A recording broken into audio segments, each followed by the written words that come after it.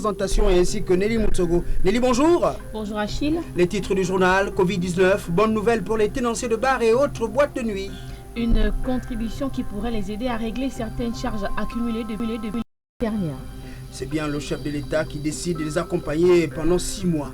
242 nouveaux cas et 90 hospitalisations sur le locopile ces 48 heures. Ces dernières informations sanitaires montrent dans l'ensemble une forte propagation du virus due probablement à la présence du variant britannique au Gabon.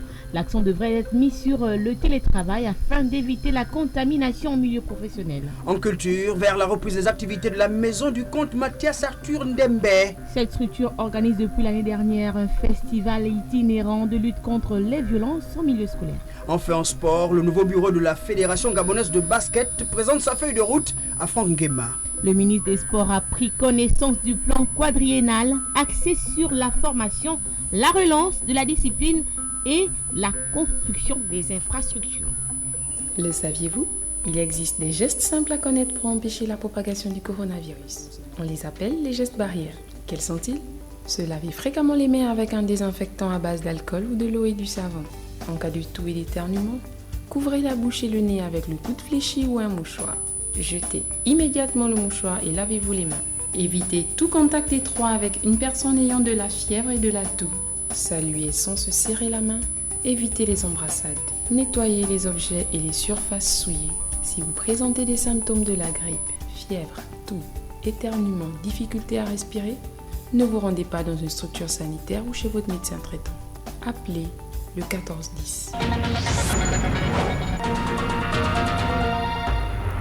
Bienvenue à tous. Nelly Moutsogo, Achille Mwanda Moussotsi à la présentation. Cela dit, les membres du gouvernement en conseil des ministres depuis ce matin au palais présidentiel à Libreville. Les travaux sont dirigés par le chef de l'État Ali Bongo Ondimba qui a décidé de rallonger sur 6 mois l'aide financière accordée aux tenanciers de bars et autres débits de boissons. Ahmed Rahan Ziengui.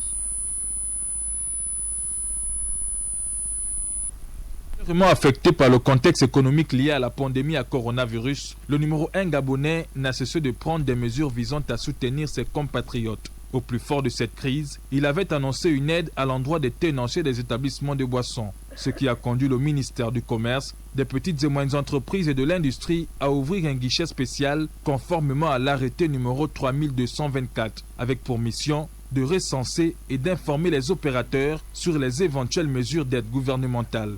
Le ministère du Commerce a ainsi recensé 333 débits de boissons repartis à travers le Grand Libreville. De ces 333 établissements, seuls 182 d'entre eux ont reçu cette aide, car leur dossier était complet. La condition d'accès à ce geste de solidarité du chef de l'État est de disposer d'une fiche circuit et d'une licence administrative délivrée par la Direction générale de l'administration territoriale. En fonction de leur taille et de leur spécificité, ils ont donc reçu une aide variant entre 200 et 300 000 francs CFA dès le 15 février 2021. Conscient de la situation financière particulièrement difficile de ses compatriotes, le chef de l'État a décidé du maintien de cette aide, ce pendant les 6 prochains mois. Une annonce qui réjouira fortement plus d'un tenancier de débit de boissons au regard de nombreuses difficultés qu'éprouvent ces derniers depuis le 12 mars 2020, date de détection du premier cas positif à la Covid-19.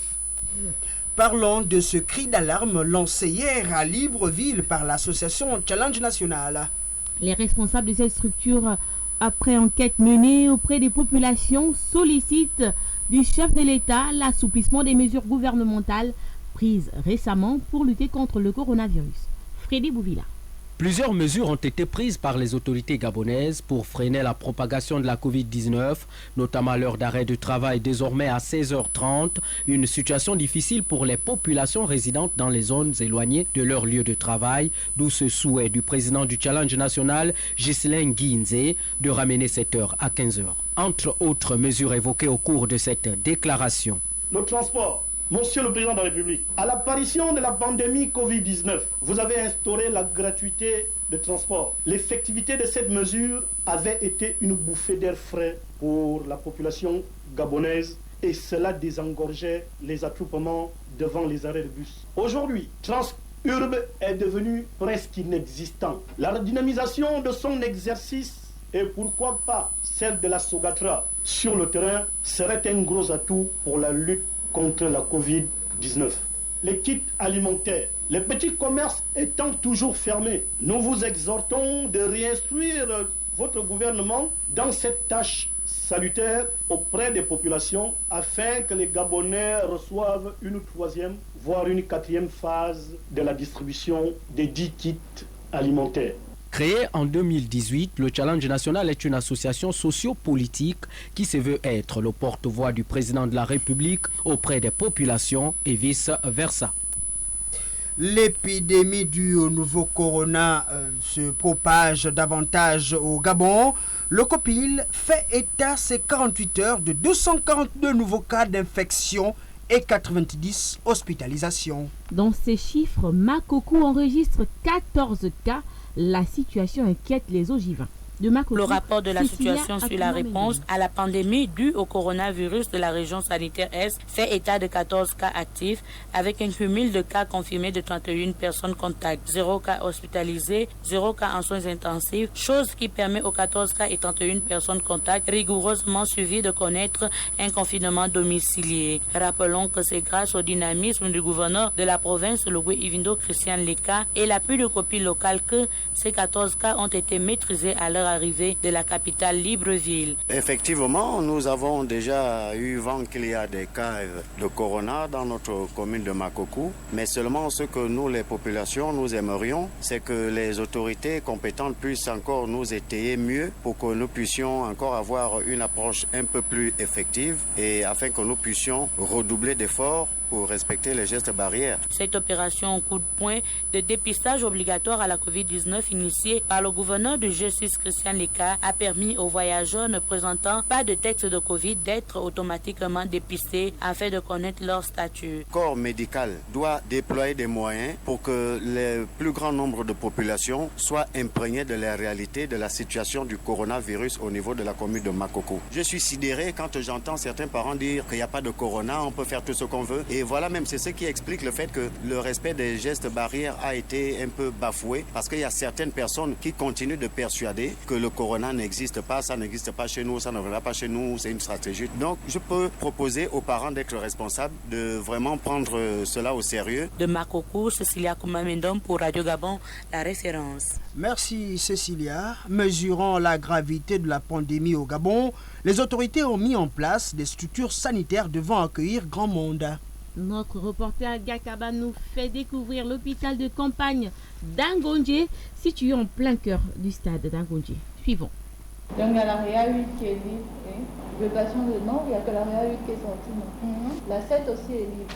Des échanges entre médecins, l'urgence de l'heure, des patients covidés sous oxygène dans quelques pièces. Nous sommes bel et bien à l'hôpital de campagne, lieu approprié où sont pris en charge les cas Covid.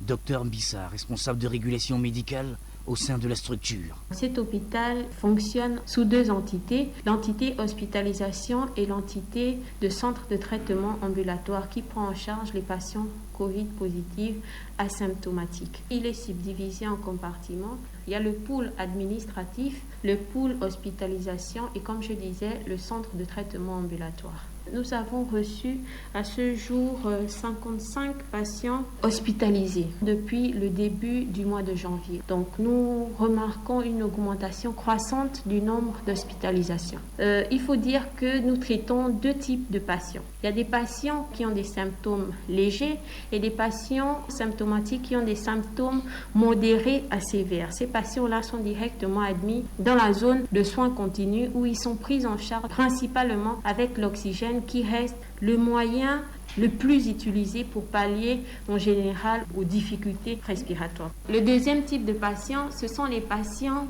aussi symptomatiques, donc qui présentent des symptômes légers. Donc ce type de patients n'ont pas nécessairement besoin d'être mis sous oxygène. D'accord, ce sont des patients qui reçoivent leur traitement par voie orale et qui attendent leur test de contrôle. Et ce n'est qu'après l'absence des symptômes et le 10e jour où nous devons réaliser le test de contrôle, donc la PCR de contrôle, que ces patients peuvent être proposés à la sortie. L'hôpital de campagne Sisa Akanda, au niveau du stade de l'Amitié, mis en place par le gouvernement gabonais, est une arme de plus pour espérer gagner la bataille contre la Covid-19. Il faut le dire, un coronavirus qui se mue actuellement. À cet endroit, les patients sont au quotidien sensibilisés par le personnel médical. Les aspects souvent évoqués portent sur la situation épidémiologique, l'importance du test et le comportement que doivent adopter les patients. Dr Mbissa, responsable de régulation médicale de cet hôpital, est au micro d'Edgar Kaba. Ce qui nous permet d'attirer l'attention des populations sur le respect des mesures barrières qui passent par le port obligatoire du masque, les mesures de distanciation sociale et les mesures d'hygiène qui passent par le lavage des mains. Le patient covidé, on va dire aujourd'hui que dans le fonctionnement de l'hôpital aujourd'hui, il y a 3 modes d'entrée pour admettre les patients en hospitalisation. Le premier mode d'entrée, ce sont les patients qui passent par la régulation médicale via le 1410. Ça, c'est le premier mode d'entrée. Le deuxième mode d'entrée, ce sont les patients qui sont directement admis via le centre de traitement ambulatoire, qui ont la possibilité de faire directement hospitaliser les patients ici. Et le troisième mode d'entrée, qui n'est pas très officiel, mais qu'on observe depuis quelques jours, c'est des patients qui se pointent eux-mêmes sans pourtant qu'ils ne soient attendus, et qui malgré tout sont pris en charge. Quand les patients arrivent, d'accord, nous avons isolé un espace bien précis que nous appelons le PMA. Les patients Covid positifs sont accueillis par le personnel de santé qui est habillé en EPI, ça veut dire en matériel d'équipement de protection individuelle, qui prennent en charge les patients et en fonction de leur état clinique sont conduits soit dans les zones d'hospitalisation classiques, soit dans les zones de réanimation. Dr Mbissa, responsable de régulation médicale à l'hôpital de campagne d'Angondje. Le télétravail devient une alternative dans plusieurs structures sanitaires du pays, Deli. Cette méthode est utilisée pour freiner la contamination au milieu professionnel. C'est le cas de l'hôpital de campagne d'Angondje. Son responsable, le docteur Akewa, est au micro de Ryan Zengi. Lorsque les patients souhaitent avoir des informations ou alors sont préoccupés par leur santé ou présentent réellement des symptômes qui sont semblables au Covid-19, ils peuvent appeler directement sur un numéro vert qui est le 1410. L'appel va passer et vous aurez un interlocuteur au bout du fil. Donc c'est là la porte d'entrée dans l'hôpital de campagne. À supposer que vous présentez des symptômes et que vous appelez parce que vous vous sentez pas bien, vous avez perdu l'odorat, vous avez perdu le goût, vous faites des fièvres, vous respirez mal. Une fois que vous avez fait cette démarche, on vous invite à nous rejoindre à l'hôpital de campagne d'Akanda si l'interlocuteur apprécie que vous pouvez faire ce déplacement. Sinon, nous vous envoyons une ambulance, vous cherchez chez vous à domicile. Donc, on vous amène au centre de traitement ambulatoire de l'hôpital de campagne. C'est le deuxième pôle d'activité de l'hôpital de campagne. Nous disposons donc des ambulances pour venir chercher les patients là où ils sont. Naturellement, pour ceux qui peuvent effectuer le déplacement en respectant les mesures barrières, nous leur recommandons de venir à nous. Mais pour ceux qui sont réellement dans le besoin d'un transport sanitaire, nous n'hésitons pas à faire le déplacement vers eux pour assurer leur transport vers le centre de traitement ambulatoire.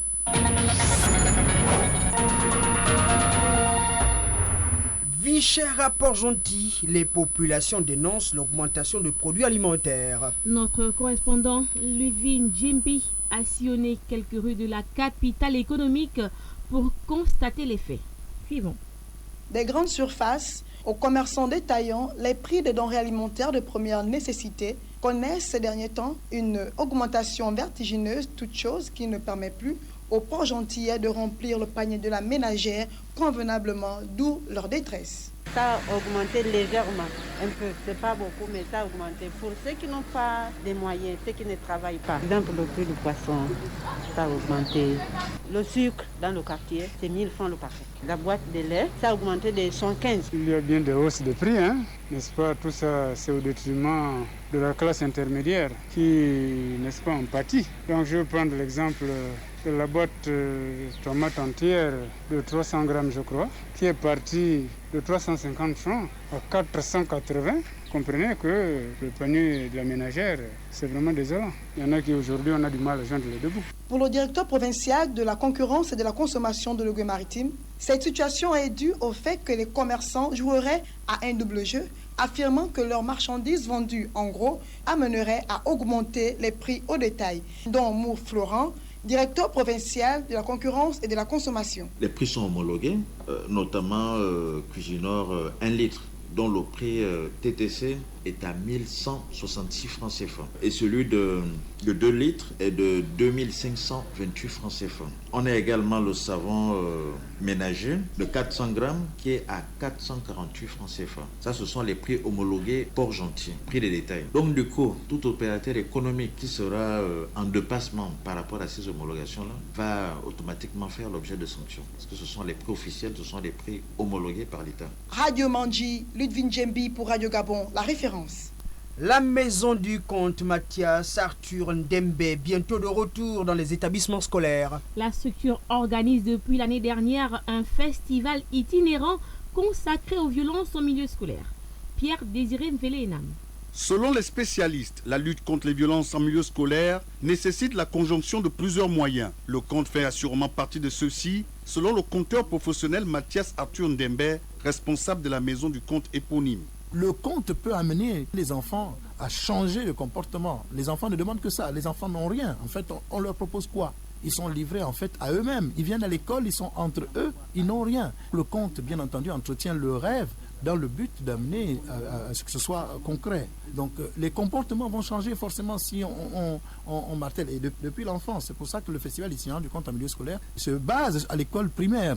Muni d'une sansa et des percussions, le conteur choisit des histoires qui divertissent et instruisent les élèves dès l'école primaire contre les violences en milieu scolaire. Le serpent noir et la grenouille étaient de très grands amis, de très très grands amis. On ne pouvait voir l'un sans voir l'autre, on ne pouvait voir l'autre sans voir l'un. Normal, c'était de très grands amis. Une histoire pleine d'enseignements. La moralité de ce conte, c'est la prudence. En milieu scolaire, on dit aux enfants, quand vous venez à l'école, soyez prudents. Vous êtes des amis? Oui, mais il y a des serpents. Il y en a un qui il joue avec toi, mais au fond, il est comme le serpent. Il faut être prudent parce que tu ne sais pas qui peut agir de telle ou de telle manière. Il suffit d'une étincelle pour allumer un comportement qui peut être après regrettable. Interrompu en début d'année scolaire 2020-2021 pour cause de Covid-19, le festival itinérant du conte en milieu scolaire pourrait bien reprendre dans quelques semaines si les conditions sanitaires liées au virus le permettent. Restons dans ce registre culture pour nous intéresser cette fois à la littérature. Le sens et l'utilisation des mots préoccupent souvent de nombreux compatriotes. L'enseignant Brice Bertin Zé-Eba nous édifie sur l'emploi des mots au quotidien. Lauriane Meza. Dans le jargon actuel, on utilise les mots sans connaître leur sens propre, leur étymologie et comment les employer dans une phrase. Un intellectuel, il a beaucoup appris. Et vous dites l'autre? Un diplômé. Un diplômé, il détient le diplôme. Et entre parent et tuteur? Bon, le parent est beaucoup plus proche quand même d'un tuteur. Et l'affection d'un père géniteur n'est pas la même qu'un tuteur. Élève et enfant? Élève, il est encore sur un banc de l'école. L'enfant devient élève après. À l'origine, le mot sert à donner un sens à une phrase, à informer sur les actions posées. C'est partant de ce constat que Zé-Eba, Brice Bertin, enseignant, édifie sur l'importance des mots que l'on emploie. Hegel dit, c'est dans le mot que nous pensons. Vouloir penser sans le mot est une tentative insensée. Paul va lui répondre, le tout, c'est le tout dire, mais le mot manque. Le mot veut dire quoi? Lorsqu'une pensée n'arrive pas à traduire exactement ce que passe à penser, on se remet à une éloquence muette. Le mot, c'est la vie. Si on s'exprime très bien, on vit très bien. Et si on s'exprime très mal, on vit très mal. Si on parle bien, ça change déjà. Et si on parle bien et qu'on vit le mot, vivons le mot. Parce que le mot, c'est la vie. On ne saurait devenir un bon locuteur si l'on n'a pas un certain respect pour la langue parlée ou écrite, s'adapter aux nouvelles réformes et règles de la société actuelle, un besoin primordial pour tous à l'heure actuelle, où le monde est en perpétuelle mutation.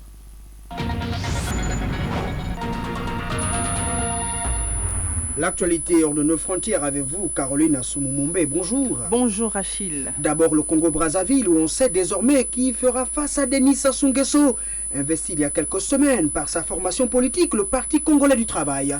Il sera face aux anciens ministres devenus opposants tels que Guy Brice Parfait, Kolélas et Mathias Ndong, pour ne citer que ceux-là. Par contre, la candidature de Michel Moussi Ngouari a été rejetée par la Cour constitutionnelle. Ensuite, le ministre ivoirien de la Réconciliation nationale, Bertin Kouadio Kwanan, pourrait bientôt se rendre à Bruxelles pour rencontrer Laurent Koudou-Gbagbo. Avec l'accord du président Alassane Ouattara, il va évoquer avec l'ancien président ivoirien Laurent Gbagbo les modalités de son retour en Côte d'Ivoire. Le ministre ivoirien estime qu'un retour doit être négocié pour concilier la paix sociale. Terminons par l'Algérie. Le président Abdelmadjid Tebboune a annoncé hier la dissolution du Parlement lors de son discours à la nation. C'est cela, il doit organiser des élections législatives anticipées d'ici là. Dans 2 jours, le chef d'État va procéder au remaniement ministériel et libérer une 50aine de détenus.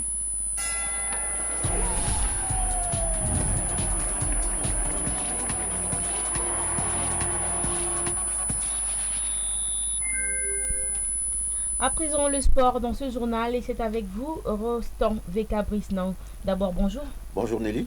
À l'entame donc du basketball avec cette audience accordée hier à la Fédération gabonaise de basketball par le ministre des Sports. Oui, les échanges de cette audience ont porté sur le programme de développement du nouveau bureau directeur de la Fédération gabonaise de basketball, un programme quadriennal où la formation, la compétition et les infrastructures occuperont une place essentielle durant le mandat de Willy Conrad Asseco que je vous propose d'écouter.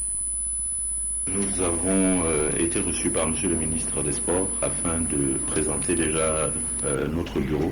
Je tiens à rappeler que nous avons été élus le 19 décembre 2020 et présenter également notre projet sportif qui repose sur la formation, les infrastructures et la compétition. Donc nous avons échangé sur différentes thématiques, notamment le cahier des charges et les actions que nous souhaitons réaliser ces 4 prochaines années. Nous nous sommes engagés à rendre aux Gabonais une discipline sportive qui rend fier, donc notamment le basketball. Et nous ferons le nécessaire pour d'abord identifier les meilleurs et voir comment on peut structurer le basketball gabonais pour avoir des résultats positifs.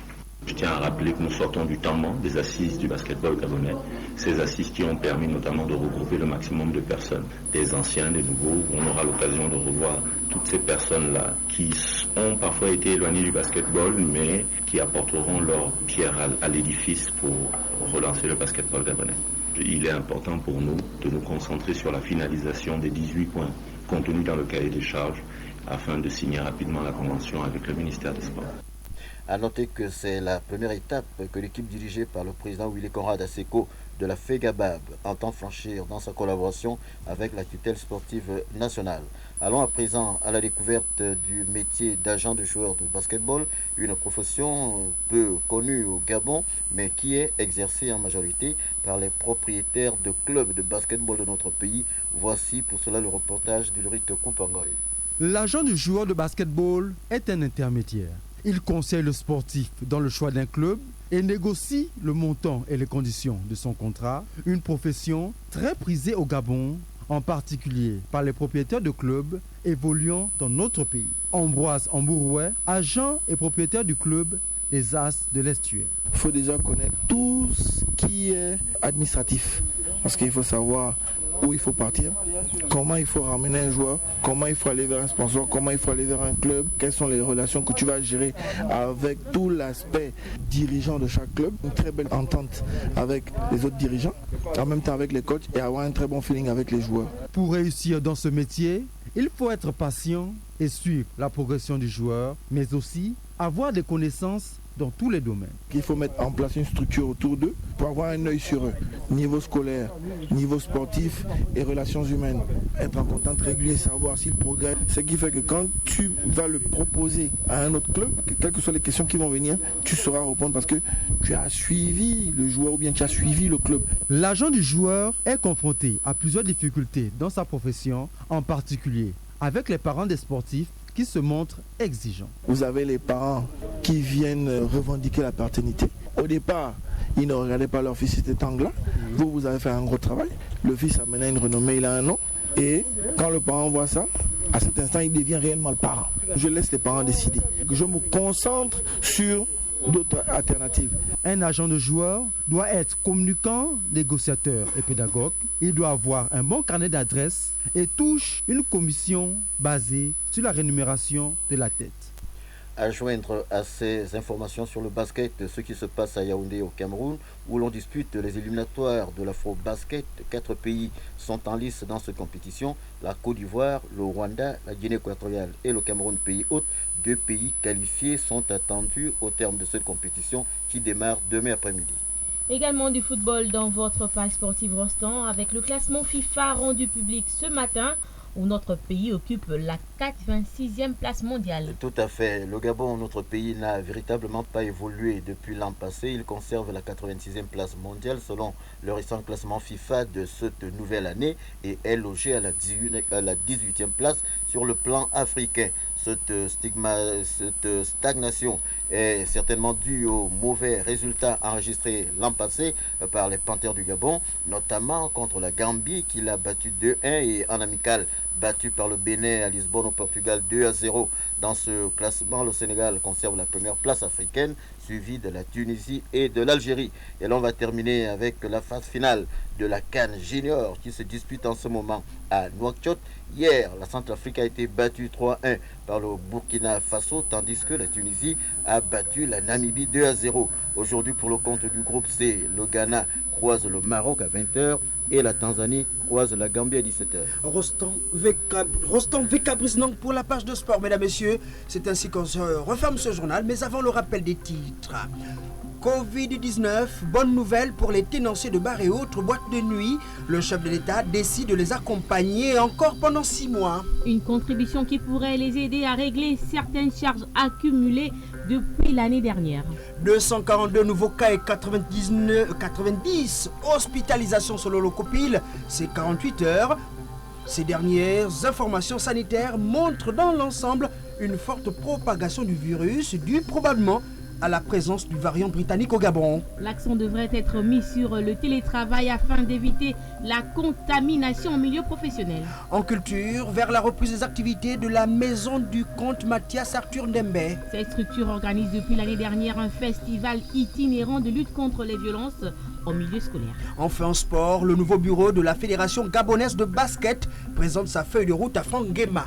Le ministre des Sports a pris connaissance du plan quadriennal axé sur la formation, la relance de la discipline et la construction des infrastructures. Le journal qui s'achève est mis en onde par Flavienne Bikan et Sam. Collaboration rédactionnelle avec Cabrisnan, Rostand Vekabrisnan, Carolina Soumou-Mombe, Nelly Mutsogo et Achille Monda Moussotsi. Tout en vous disant merci, vous souhaite d'ores et déjà un bon début de week-end. A bientôt sur Radio Gabon.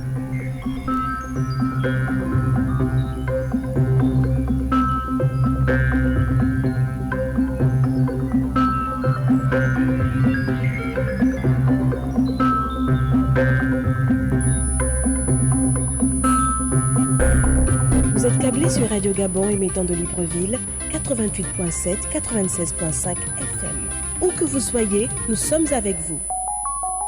La désinformation, comme le coronavirus, se propage. Pour combattre la désinformation, il est important de partager des informations venant de sources fiables, comme les autorités sanitaires et l'Organisation mondiale de la santé. Pendant l'épidémie de Covid-19, ne faites confiance qu'aux sources d'informations officielles et aux médias crédibles. Ne partagez pas d'informations non vérifiées. Ceci est un message de l'UNESCO.